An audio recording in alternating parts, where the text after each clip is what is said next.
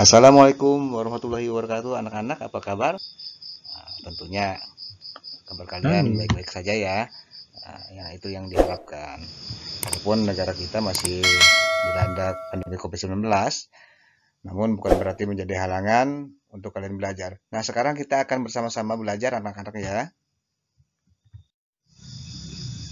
Pada pertemuan kali ini, anak-anak, kita akan membahas tema 1, selamatkan makhluk hidup, subtema 1, tumbuhan sahabatku, pembelajaran 1 di kelas 6. Namun sebelum kita belajar, marilah kita bersama-sama berdoa ya anak-anak ya, supaya belajar kita kali ini mendapat ridho dari Allah Subhanahu wa taala. Amin. Anak-anak, pada kegiatan pembelajaran kali ini, yang pertama kalian harus menemukan informasi dan ide pokok dari teks laporan dan mengisi peta pikiran yang disediakan. Mengembangkan informasi dan ide pokok dalam bentuk tulisan. Yang kedua, mengamati tanaman dengan perkembangan generatif dan manfaatnya. Yang ketiga, menemukan persamaan dan perbedaan karakteristik dua negara ASEAN terkait kondisi sosial budaya.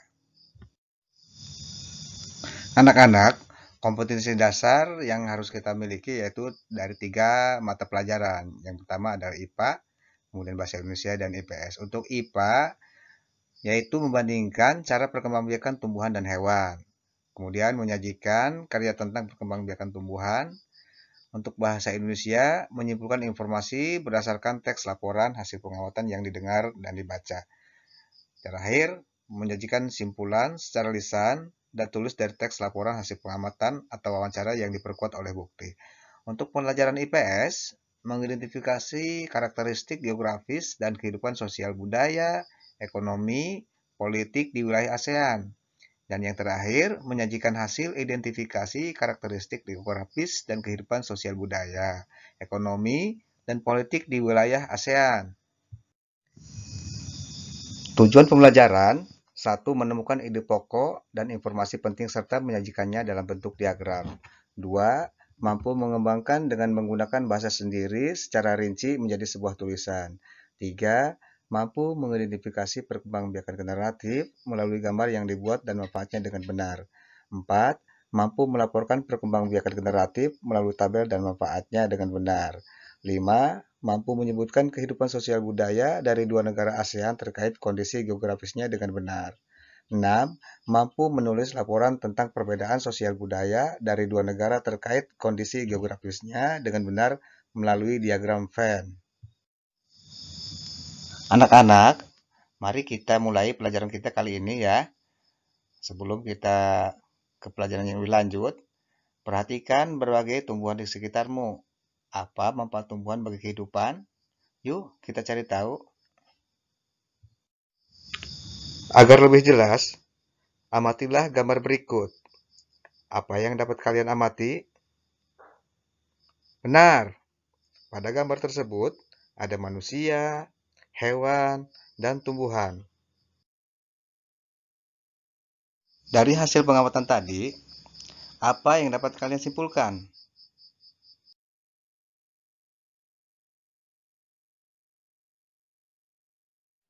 Kesimpulannya, ternyata hewan dan manusia memperoleh manfaat dari tumbuhan. Manfaat tumbuhan bagi manusia antara lain sebagai sumber energi bagi manusia, sumber vitamin untuk menjaga kesehatan tubuh, sumber oksigen untuk bernapas, pengikat air tanah, dan peneduh dan memperindah kehidupan di bumi. Manfaat tumbuhan bagi hewan yaitu sebagai sumber energi bagi hewan. Tumbuhan merupakan sumber bagi kehidupan manusia dan hewan. Tumbuhan adalah produsen penghasil cadangan makanan dan sumber oksigen untuk bernapas dan melindungi bumi dari sengatan sinar matahari. Beberapa hal yang akan terjadi jika tidak ada tumbuhan adalah manusia dan hewan tidak memiliki sumber makanan dan bumi akan gersang sehingga kehidupan akan berakhir.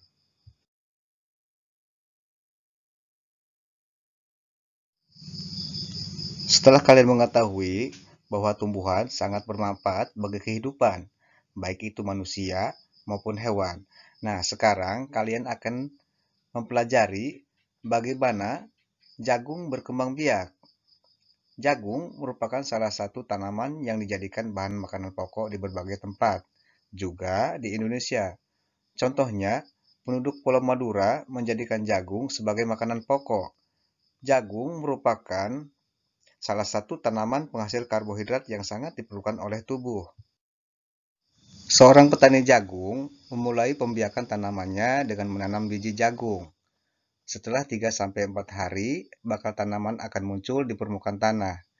Tanaman jagung akan terus tumbuh menjadi besar, 3 hingga 3,5 bulan.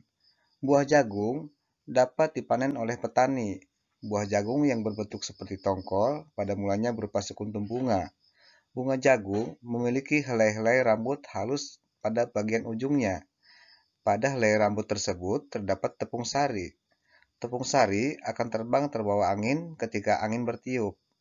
Tepung sari yang terbawa angin sebagian akan jatuh di kepala putik yang terletak di bagian bawah bunga pada pohon jagung yang lain. Ketika itulah terjadi pembuahan. Bunga jagung tersebut terus berkembang biak hingga menjadi buah jagung. Perkembangan itulah yang dapat diamati dari waktu ke waktu.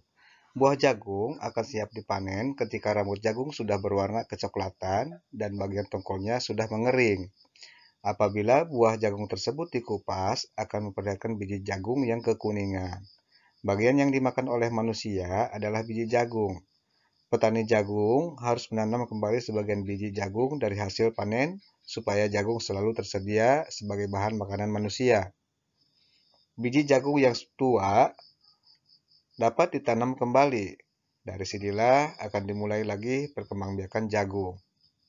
Setelah kalian menyimak teks yang telah dibacakan, tugas kalian sekarang adalah menemukan ide paragraf 1 sampai paragraf 4. Bagus, kalian sudah menemukan ide-ide dari setiap paragraf. Paragraf ke-1, penduduk Pulau Madura menjadikan jagung sebagai makanan pokoknya. Paragraf kedua, buah jagung yang berbentuk seperti tongkol pada mulanya berupa sekuntum bunga. Paragraf ketiga, bunga jagung memiliki helai-helai rambut halus pada bagian ujungnya. Paragraf keempat, perkembangbiakan jagung dimulai dari biji jagung yang sudah tua. Setelah kalian menemukan ide-ide dari setiap paragraf, sekarang tugas kalian adalah menemukan bagaimanakah cara perkembangbiakan generatif itu. Untuk menemukan bagaimana cara perkembangbiakan generatif, coba kalian perhatikan pada gambar bunga di sini.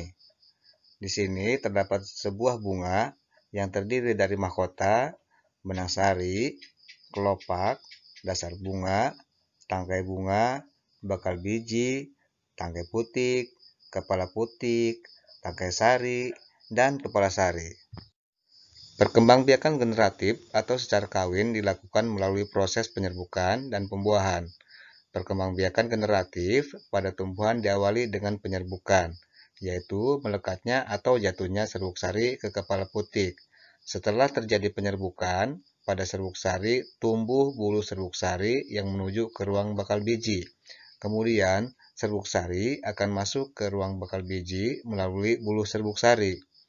Di dalam ruang bakal biji terjadi pembuahan, yaitu peleburan serbuk sari atau sel kelamin jantan atau spermatozoid dengan kepala putik sebagai sel kelamin betina atau sel telur. Hasil dari pembuahan adalah zigot. Zigot berkembang menjadi lembaga. Bakal biji berkembang menjadi biji dan bakal buah. Kemudian, bakal buah berkembang menjadi daging buah. Lembaga yang berada di dalam biji merupakan calon tumbuhan baru. Setelah kalian mengetahui cara perkembangbiakan generatif, sekarang kalian coba berdiskusi dengan teman-teman. Carilah bunga di sekitarmu, kemudian bandingkan dengan temanmu persamaan dan perbedaan pada diagram berikut.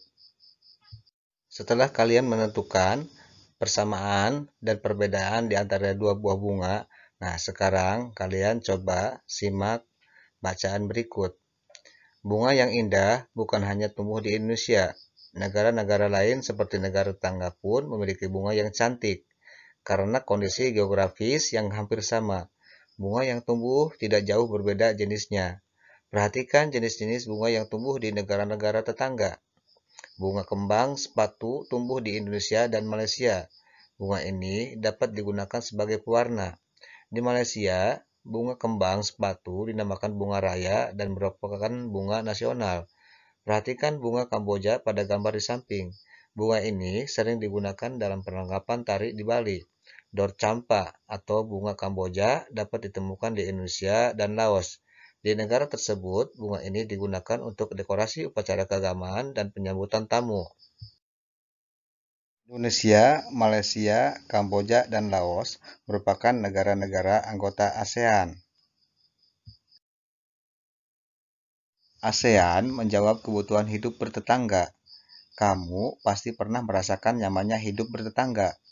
Hal ini terasa saat semua keluarga saling mendukung, saling membantu, dan bekerja sama. Kenyamanan dalam bertetangga perlu diwujudkan karena tiap keluarga memiliki kepentingan yang sama. Hal itu juga yang mendasari terbentuknya ASEAN. ASEAN adalah sebuah organisasi internasional yang beranggotakan negara-negara di kawasan Asia Tenggara.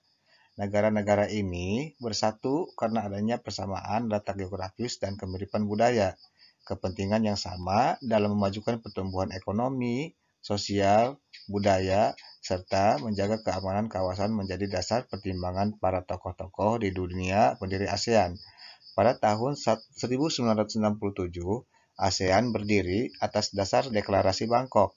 Saat itu, tokoh-tokoh dari 5 negara yang terlibat dalam diskusi menjadi pencetus dan pendiri organisasi ini. 5 negara pendiri yaitu Indonesia, Malaysia, Thailand, Singapura, Filipina yang bergabung pada tanggal 8 Agustus 1967. Brunei Darussalam bergabung pada tanggal 7 Januari 1984. Vietnam bergabung pada tanggal 28 Juli 1995. Laos dan Myanmar bergabung pada tanggal 23 Juli 1997. Kamboja bergabung pada tanggal 30 April 1999. Ini adalah 5 tokoh yang mewakili ketika ASEAN pertama kali didirikan. Ada Adam Malik dari Indonesia, Tun Abdul Razak dari Malaysia, Aisyah Raja Ratman dari Singapura, Nasisco Ramos dari Filipina, dan Tanan Koman dari Thailand. Berikut adalah kehidupan sosial budaya masyarakat ASEAN. Yang pertama adalah Brunei Darussalam. Kampung Ayer adalah desa terapung di Brunei Darussalam. Tahun 1400 Kampung Ayer sempat menjadi pusat pemerintahan. Saat ini banyak penduduknya yang memiliki perahu pribadi dan disimpan di bawah rumah apung mereka.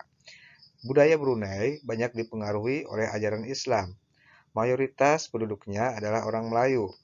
Kata Brunei berasal dari kata Nah Baru yang diucapkan oleh Awang Alak Betatar, penemu negara ini. Kata Darussalam berarti tempat yang damai atau rumah. Kedua, Malaysia. Patung Dewa Murungga di Malaysia merupakan patung berukuran 42,7 meter. Patung ini terletak di Batu Chaves, gua yang merupakan salah satu kuil Hindu di luar India yang paling populer, yang didedikasikan untuk Dewa Murungga. Malaysia memiliki kota yang bernama Jostown, yaitu kota yang terdaftar dalam UNESCO World Heritage. Kota ini terletak di Pulau Penang. Jostown adalah kota yang memiliki ragam jenis budaya. Banyak gedung peninggalan masa Eropa dan bangunan bernuansa Melayu Tionghoa. 3 kaum utama di Malaysia adalah Melayu, Cina, dan India. Musik tradisionalnya banyak dipengaruhi oleh budaya Cina, Islam, India, dan Indonesia. Makanan khasnya adalah nasi lemak. 3. Filipina. Budaya Filipina merupakan hasil perpaduan antara budaya Barat dan Timur. Kehidupan budayanya dipengaruhi oleh budaya Melayu, Cina, dan Spanyol. Bahasa Filipina adalah bahasa nasional dengan bahasa Inggris sebagai bahasa pengantar untuk urusan perdagangan dan pergaulan. Ada 8 dialek utama yang digunakan oleh masyarakat Filipina, yaitu Tagalog, Cebuano, Ilocano, Hiligaynon, atau Ilonggo, Bicoy, Waray, Pampango, dan Pangasinense. Po dan Opo adalah sebutan orang Filipina terhadap orang yang lebih tua. Mereka memanggilnya dengan menggunakan kata-kata seperti kuya, ate, manong, atau manang, yang menunjukkan rasa penghormatan. Jabat tangan adalah bentuk salam yang paling sering dijumpai di Filipina. Tarian Tinikiling merupakan tarian masyarakat Filipina. Tarian ini menceritakan tentang burung tinikiling yang berjalan melompat menghindari perangkap bambu petani padi. 4. Kamboja. Banyak candi di Kamboja terbuat dari batu. Dewa-dewa dari agama Hindu dan Buddha terukir pada tembok. Tari Apsara lahir pada 2000 tahun lalu. Relief tarian banyak ditemukan di bangunan-bangunan keagamaan di Kamboja. Orang Khmer mengenakan syal kotak-kotak yang disebut krama. Pria dan wanita Khmer mengenakan pandul Buddha pada kalungnya. Tujuannya adalah untuk menjaga dari roh jahat dan membawa keberuntungan. Makanan terkenal Kamboja adalah cha, yang berarti tumisan. 4. Myanmar. Myanmar disebut sebagai negara 1000 pagoda. Hal ini disebabkan karena sangat mudah menemukan kuil-kuil suci Buddha. Mayoritas penduduk Myanmar adalah keturunan Tibet.